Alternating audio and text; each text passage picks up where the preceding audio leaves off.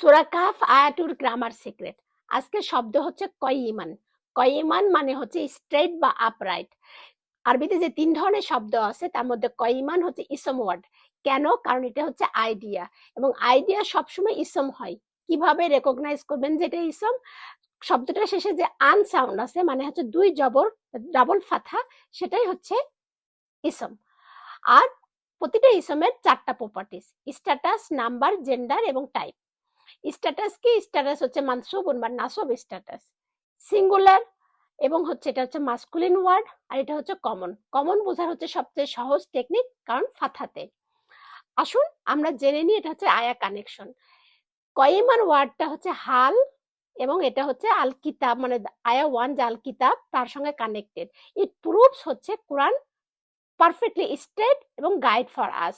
আপনারা যদি এই চিটশিটটা পেতে চান তাহলে সূরা কাহফ লিখে কমেন্ট করুন। এখন কুইজ, সেটা হচ্ছে কয়িমান কি স্ট্যাটাস?